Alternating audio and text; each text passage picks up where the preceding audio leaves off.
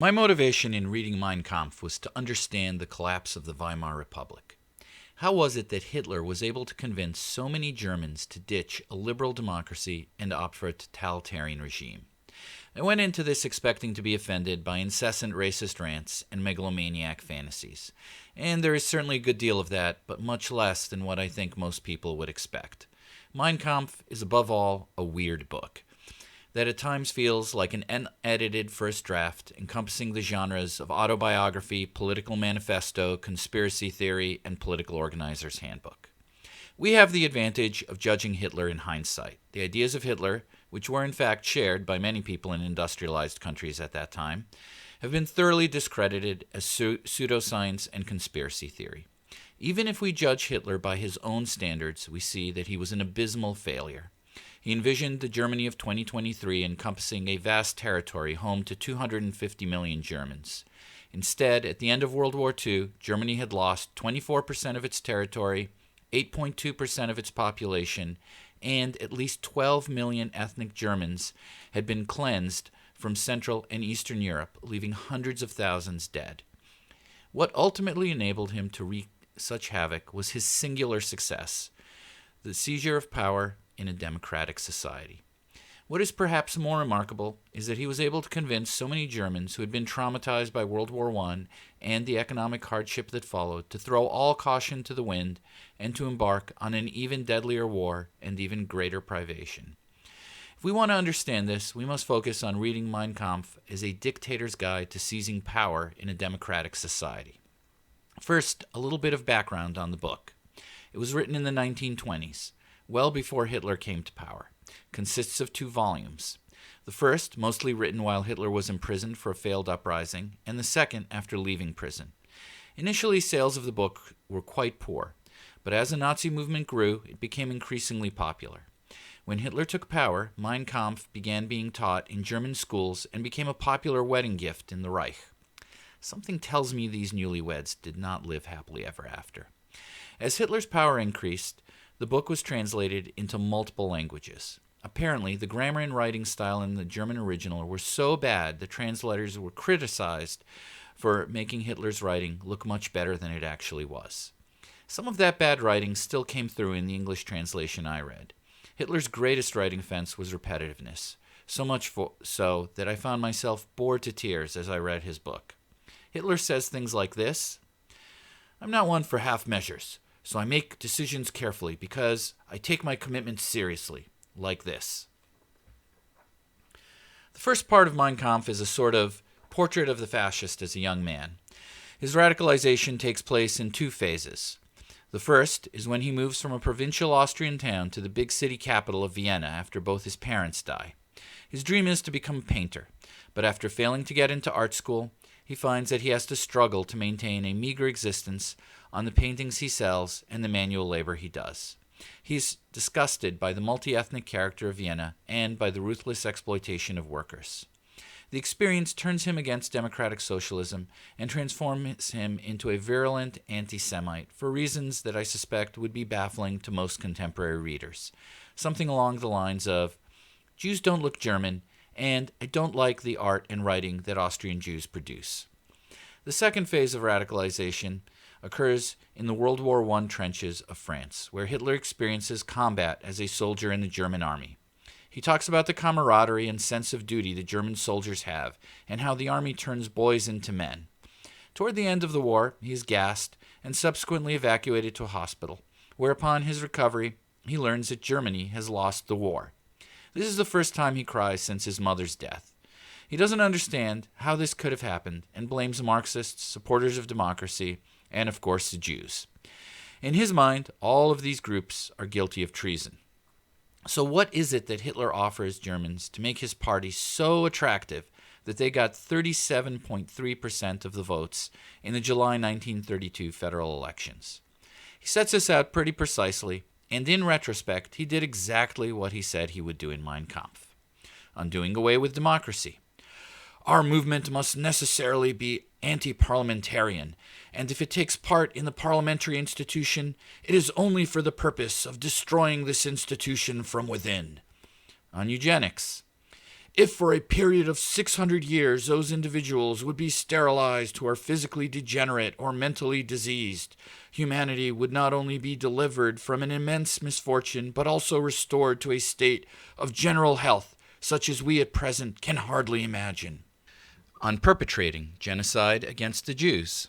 The nationalization of the masses can be successfully achieved only if the positive struggle to win the soul of the people, those who spread the international poison among them, are exterminated. Hitler explains earlier that those who spread the international poison are the Jews. On annexing foreign territory inhabited by ethnic Germans. As a state, the German Reich shall include all Germans. Later he writes, "Today I am guided by a calm and cool recognition of the fact that the lost territories cannot be won back by the whetted tongues of parliamentary spouters, but only by the whetted sword. In other words, through a fight where blood will have to be shed." On invading Russia and other Slavic countries. But when we speak of new territory in Europe today, we must principally think of Russia and the border states subject to her. Hitler's ready for an all-or-nothing conflict. Germany will either become a world power or will not continue to exist at all. This is baffling to me. Why is a population that had suffered so much war and economic hardship finding this even remotely appealing? Certainly, Imperial Germany had gone into World War I with a great deal of optimism, only to see things go in a radically different direction. Why would Germans throw caution to the wind and assume that this time things would turn out wonderfully? Hitler never makes any serious attempts to think any of his plans through, like how would the rest of the world react if he invaded Poland? How would he pay for the war, and how would he secure the resources to wage it? But Hitler doesn't just talk about oppressing marginalized groups and foreign adversaries. He also talks about intruding into the personal lives and diminishing the rights of the members of the so-called race he was seeking to elevate. Here's what he says on replacing the Weimar Republic with autocracy. "The problems to be dealt with are not put to the vote of the majority, but they are decided upon by the individual, and as a guarantee of responsibility for those decisions, he pledges all he has in the world, and even his life." This must have been cold comfort to the Germans, who, unlike Hitler, had the misfortune to survive World War II.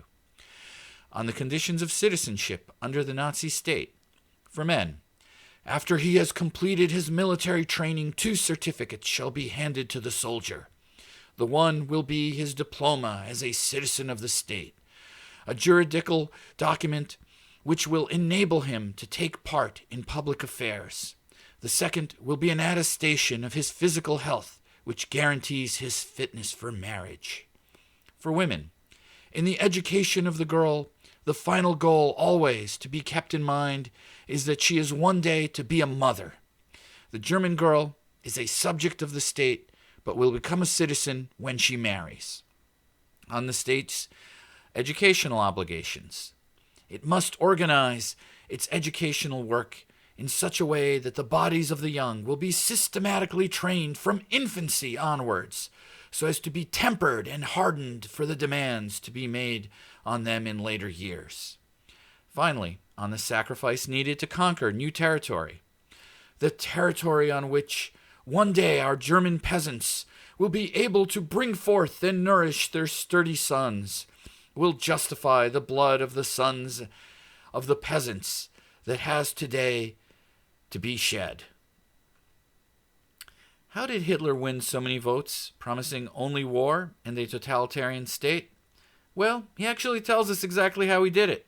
While we can dismiss all the racist rants and conspiracy theories, we should pay close attention to Hitler's playbook for building a fascist movement in a democratic society.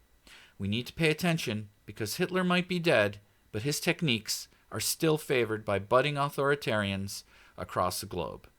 One thing to note is that Hitler learns from his enemies, the Marxists. Here's Hitler's recipe for fascist persuasion. 1.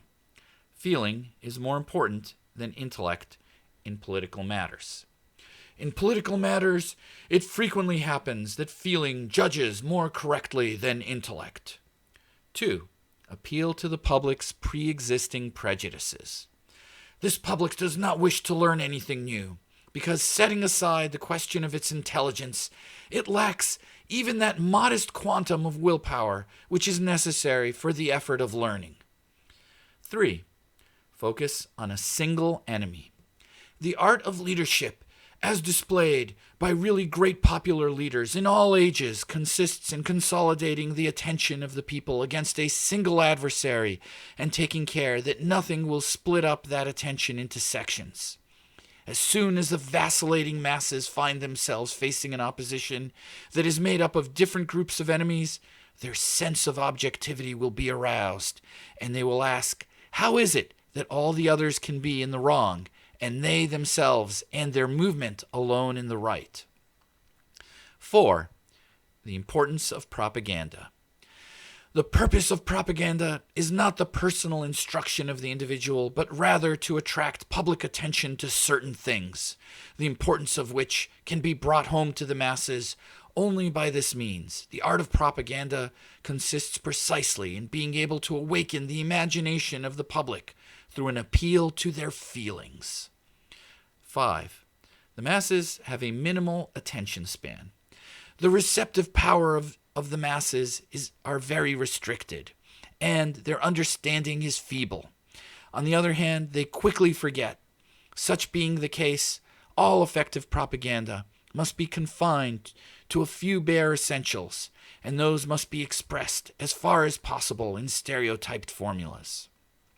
4. Big lies are more believable than little ones. In the big lie, there is always a certain force of credibility. They, meaning the masses, more readily fall victims to the big lie than the small lie, since they themselves often tell small lies in little matters, but would be ashamed to resort to large-scale falsehoods. Even though the facts which prove this to be so may be brought clearly to their minds, they will still doubt and waver, and will continue to think that there may be some other explanation. 5. Worldview is more important than facts. We National Socialists who are fighting for a new worldview must never take our stand on the famous basis of facts. 6. The orator always has more insight than the writer. An orator receives continuous guidance from the people before whom he speaks. This helps him to correct the direction of his speech, but the writer does not know his reader at all. 7. The spoken word trumps the written word. What gave Marxism its amazing influence over the broad masses was not that formal printed work, but the tremendous oral propaganda carried on for years among the masses. 8. Aggressive language attracts militant followers. The lively and combative form which I gave to all our propaganda fortified and guaranteed the radical tendency of our movement, and the result was that with few exceptions, only men of radical views were disposed to become its members. 9. Use civil unrest as an excuse to eliminate your enemies.